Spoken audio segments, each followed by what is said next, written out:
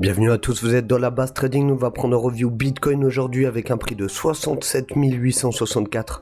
On va passer tout de suite au niveau de la altcoin season, où on est à 35, on a pris 2 points par rapport à hier.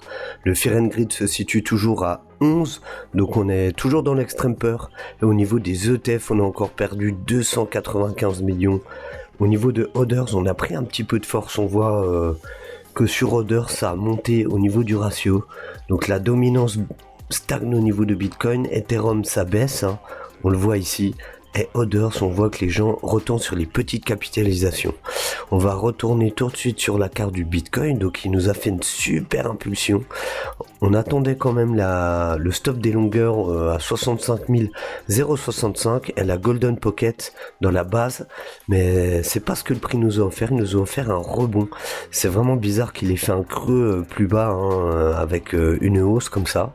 Personnellement on s'y attendait pas, on attendait un short squeeze, peut-être un rejet au niveau de ce prix de 67 191, mais le prix a quand même réussi à pousser plus haut. On est actuellement dans une zone assez chaude, en H4 on est sous la MA200, donc en vrai pour récupérer une petite tendance boule, il nous faudrait un momentum boule qui diverge, donc ça on l'a, un RSI qui est en survente en H1, et en H4 on a fait une divergence boule qui est beaucoup mieux qu'avant. Avant on était carrément en divergence bien baissière, un momentum très baissier, et là au RSI on a le RSI qui remonte, donc ça c'est plutôt pas mal. Pour tenter de poser un bottom, il faudrait un retour sur la MA. Donc en vrai, le croisement pourrait se faire boule au niveau du ruban. On va clean un peu la carte. On va regarder juste le ruban ici. Il faudrait que ça opère un croisement boule et un retest de ce ruban. Et là, on pourrait peut-être partir pour une petite continuation ou soit faire un short squeeze afin d'aller chercher les plus hauts des mèches au niveau des 68 468, 69 176, 70 000 et 70 911. Maintenant, si ça c'est un fake out et que le ruban ne repasse pas boule, le prix n'aura pas de mal à redescendre pour aller chercher les 65 000 $. Donc faites très attention quand même. Au niveau du Ekenashi, un setup boule ne s'est pas développé car le stock RSI est plutôt en surachat maintenant. L'indice de volatilité est bas avec 2 bougies pleines, mais quand même attention, le mouvement s'essouffle déjà au niveau du stock RSI. Au niveau du H4, on a déjà le stock RSI qui est en survente. Les 2 bougies vertes ne sont pas au-dessus de la MA, donc attention. Pour moi, j'ai pas de signaux clairement boule. Honnêtement, il nous faudrait 2 bougies pleines comme ça au-dessus de la MA avec un stock RSI qui monte, et je serais quand même plus d'avis pour opérer une belle tendance boule.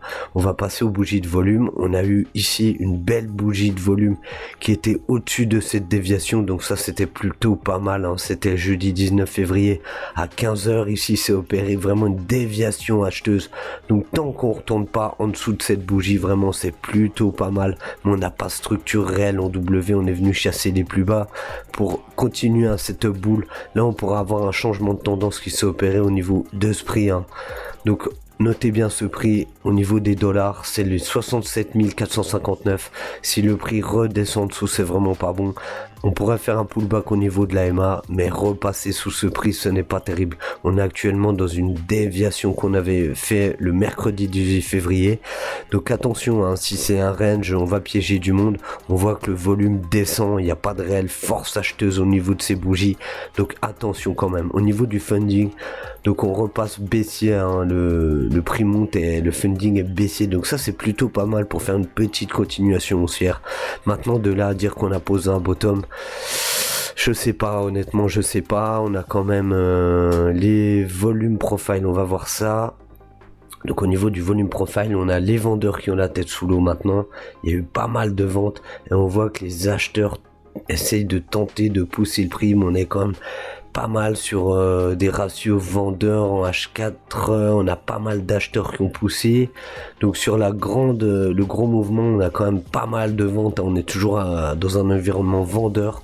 Par contre sur ce ratio, sur ce rebond, on voit que les acheteurs ont quand même tenté de pousser le prix. On laisse un creux dans le volume profile au niveau des 66 000, 65 000, notez bien ce prix, et des 66 500.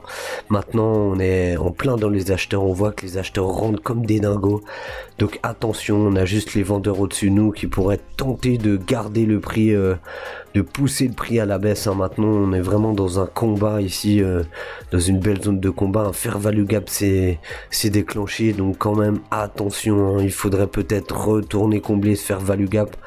H4 un petit dip pour essayer de pousser le prix au niveau de la zone bear. Les bears n'ont pas réussi à opérer, on l'avait noté ici, donc maintenant on va noter boule et des 67 451. Donc honnêtement un pullback ici pour tenter de pousser le prix serait quand même mieux de monter comme ça, sinon ça serait ni plus ni moins une prise liquide peut-être pour descendre. Donc attention quand même, moi honnêtement je vais pas trader ça aujourd'hui. On voit qu'au niveau du CVD, écoutez, ça décharge, le CVD ça rentre pas comme des malades, vraiment on voit que les holder spots déchargent et les futurs déjà ferment leur position.